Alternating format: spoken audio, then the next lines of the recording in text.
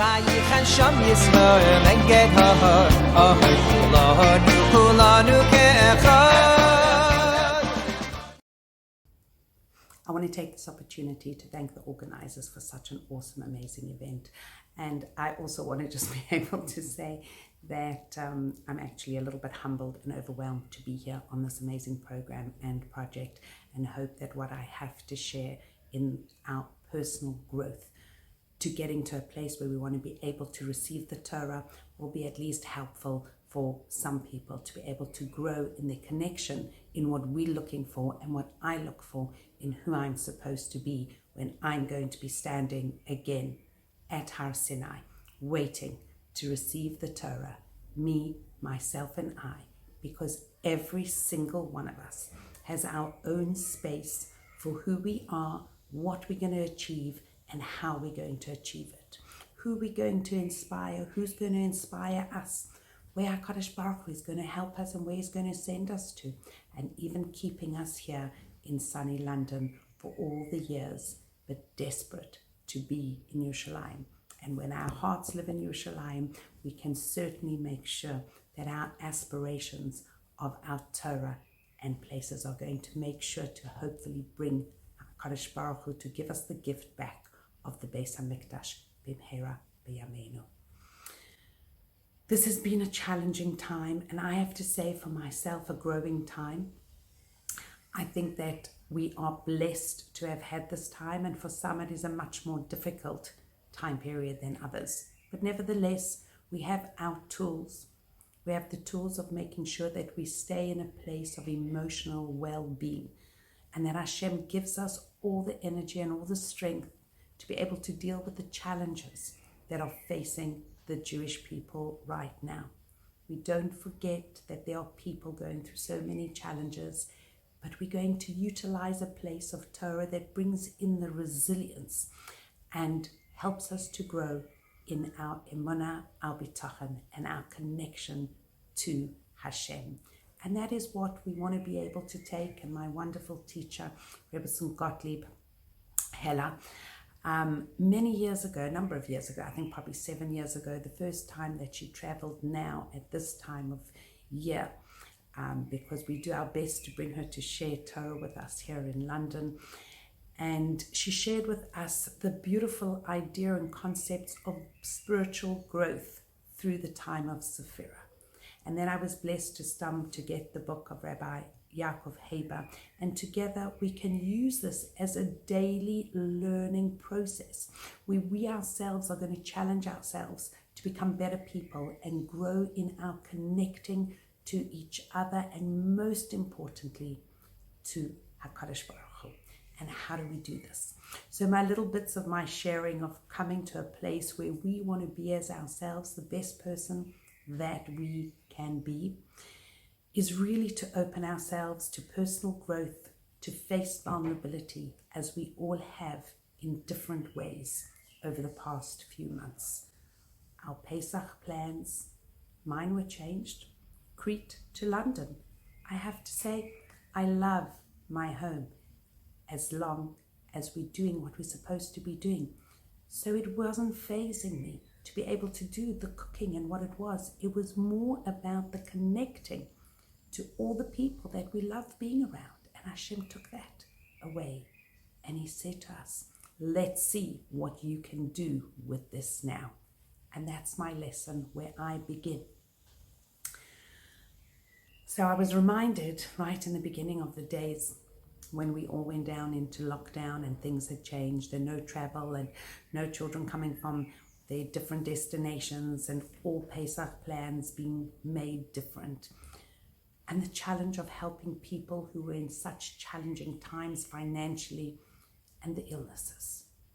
And I decided to take again the steps in reworking through, and looked at the analogy that Rabbi Twersky taught about the lobster, about the flesh of the lobster that grows and grows, but its shell does not stretch with it.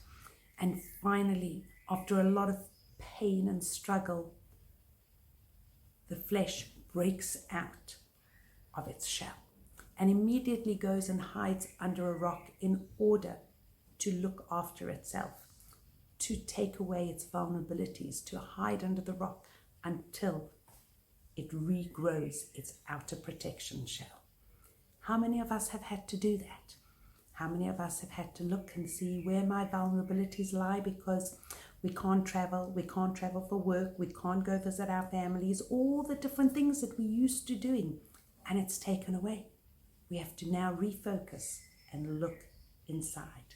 And so our Pesach went and we got to our days of counting Sfiras HaOmer and our wonderful weeks and daily.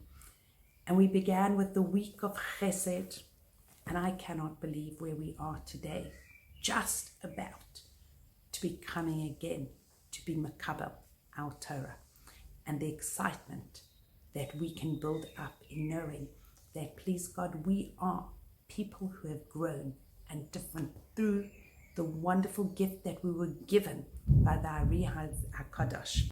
And what we see is that this Kabbalistic way of looking and learning through our spheres and having the Kabbalah given to us in not having to learn even Kabbalah, but it's just given to us as a place of enthusiasm and focusing on where we actually need to get to, the clarity and all the disciplines that we need to be working with. So we begin and we look at the bond that Hashem is giving us to create through the spheres, our spiritual bonds. Who are we and what do we want to achieve and attain?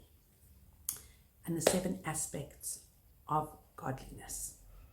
And we see first that we look at the godliness and we look at the bonds that Hashem has made humans, the expressions and the aspects, and beginning with the first one of chesed, of kindness.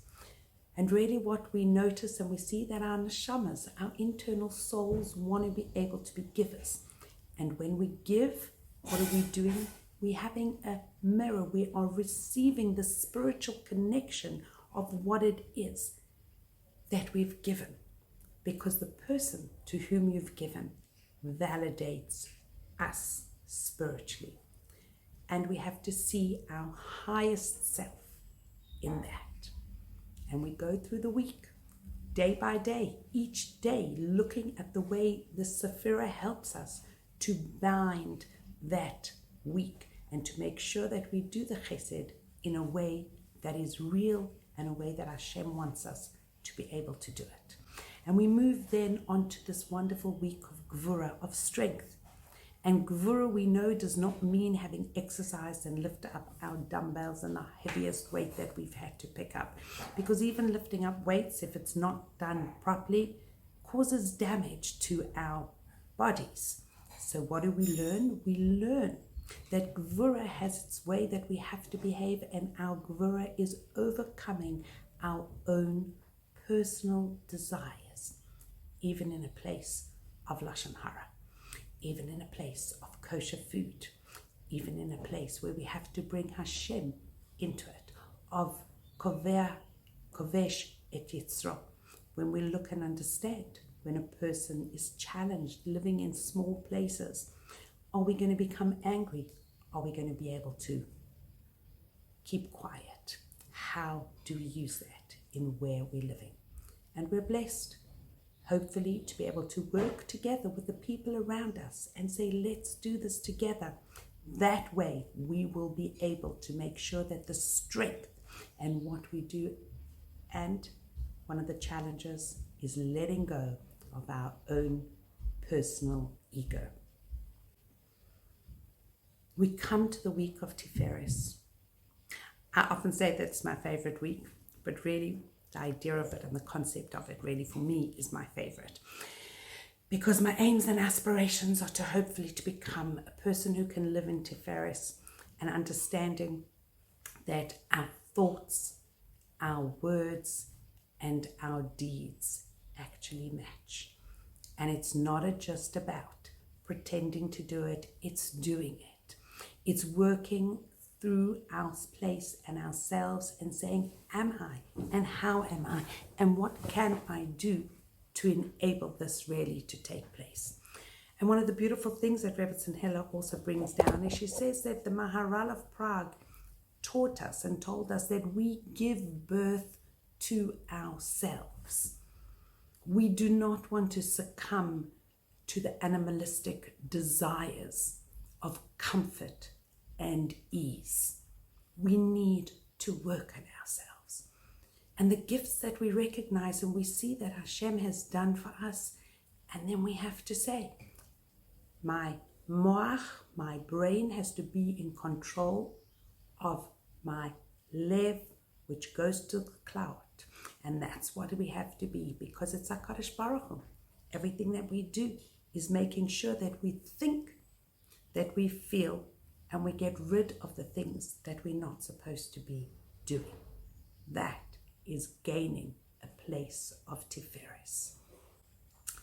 And we move swiftly on because the weeks feel like they've gone as quickly as the weeks are really going now with us in just 10 minutes. We've covered already 3 weeks. And here we go to Netzach. And what is Netzach? Netzach is really infinity. And what do we know? That a person who has ever resisted the desire for immediate gratification has touched the quality, says Rebbetzin Gottlieb, has touched the quality. It is a source of hope, aspirations, and personal growth. When we look at what we are about to receive at 120, we can go back to that place and say, I wanted to know that when I kept quiet, when I did something that I needed to, when I created a place in Netzach, when I taught somebody that I didn't know what they were going to do, but I just wanted to teach them because they're a Jew. And years later, somebody finds out that just through telling them, Rabbi Peretz Goldstein showed us a video just of talking to somebody just a few times about his tefillin. The next minute or months later or years, I can't even remember, he's putting on his tefillin on a YouTube, showing people how to put on your tefillin. This wasn't a man who was religious. This is somebody who learned from this lovely rabbi who spoke to him about tefillin. And he started putting on tefillin. That is Netzach. That is gaining the Netzach. All the people who create places and schools and organizations where we go out and we want to be able to bring people in and we want to share with them. That is going to be Netzach. The Yesod of Netzach is teaching Torah. The Yesod is having and lending somebody a book where they read it and they make a difference to their life from that book. These are the things that are going to touch people. Whether it's sitting and learning, whether it's making your challah, whether it's on Zoom or in person, we have the opportunities to change people's lives as long as we know we can change ours and work on ours at the same time. The 5th week takes us to Hod, to gratitude. Really, we know that Hod means splendor as a name, as a noun. The naming word of splendor is Hod. But Hod is also lehodot, to thank, to acknowledge. And in this week, we have an ability to go from ourselves to other people, to Torah, to everything, just gratitude. We have to look outside. We've got to see that Hashem has given us a beautiful, colorful world. We look at our plates of food. We see that Hashem has given us different flavors and tastes and colors, our drinks. We can see that HaKadosh Baruch Hu gave us all these things and He's given us ourselves. He's given us a place that hopefully we're able to wake up in the morning and we say, Moide Ani, thank you Hashem for bringing me back to this world. Thank you for giving me another day of opportunity to share with those around me, those that I'm blessed to have as my beautiful family, friends, and be grateful for even those that are far away, but that we can connect. We can see each other on a screen.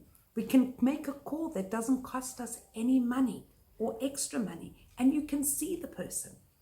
How is it that in these times Hashem prepared the world that we were going to be able to do just that? What a gift. Our gifts are endless.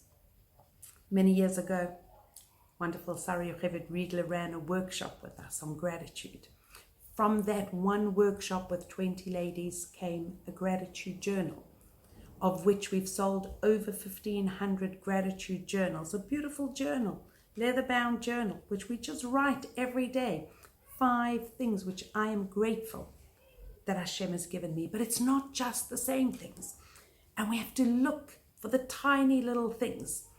As last week on our virtual retreat, Sari Yeshivat Riegler shared with us the most beautiful idea of just the fact that all the things, her son received a bed, but it wasn't just the bed, it was how the bed and how it came there.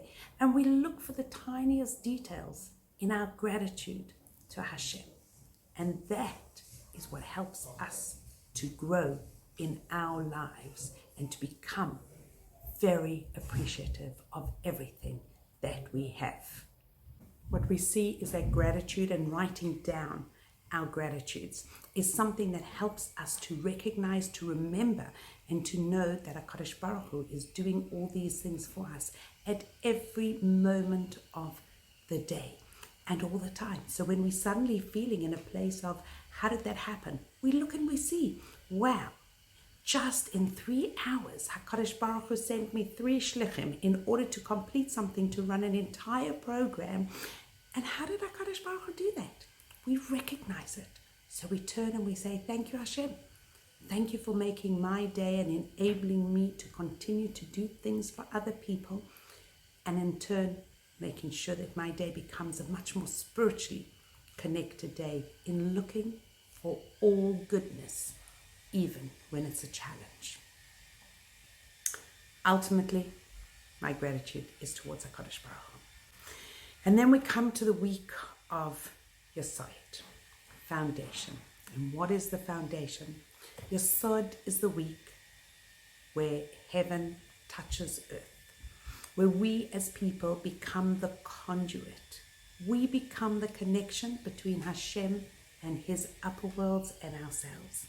And even in a space of creating a meditative space and getting ourselves into a place of feeling connected, we need to put our feet on the ground.